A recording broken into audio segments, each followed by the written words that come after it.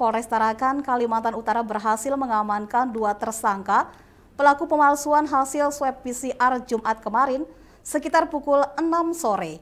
Salah satu pelaku tercatat sebagai petugas Bandara Juwata Tarakan.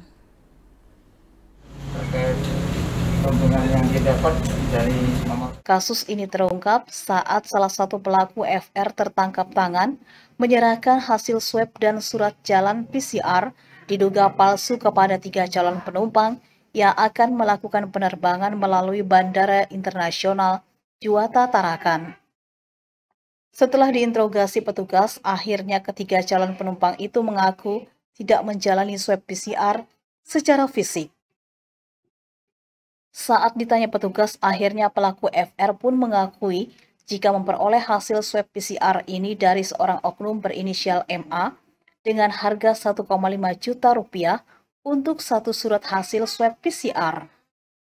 Sedangkan pembuat surat jalan palsu diperoleh dari HR yang merupakan tercatat pegawai Bandara Juwata Tarakan yang dibuat HR dengan komputer pribadi dan menggunakan printer pribadi.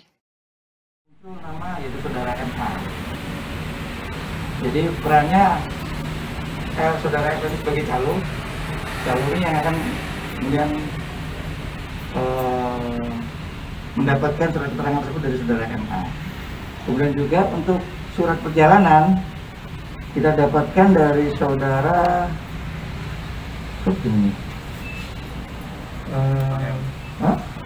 saudara AR, di mana saudara A ini adalah salah satu pegawai di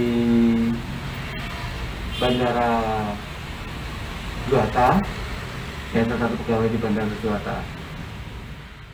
Dan perlu kami sampaikan di sini terhadap para pelaku kami terapkan pasal yang mana terhadap pelaku FR kami kenakan pasal 263 ayat 2 KUHP pidana atau pasal 268 ayat 2 Junto 55 ayat 1 dengan ancaman hukuman pidana penjara selama 6 tahun. Dan kemudian terkait pelaku dengan inisial HR, di sini kami terapkan pasal 263 ayat 1 tentang pemalsuan surat, yang mana sama dengan ancaman hukuman pidana penjara selama 6 tahun. Kedua tersangka kini diamankan di Polres Tarakan untuk kepentingan penyelidikan lebih lanjut.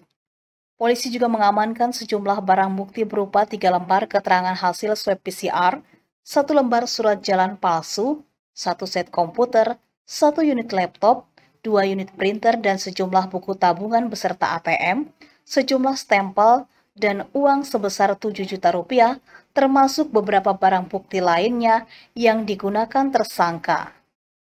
Diduga para tersangka sudah meraup keuntungan ratusan juta rupiah dan kedua pelaku terancam hukuman 6 tahun penjara. Tim Liputan Ekuator TV.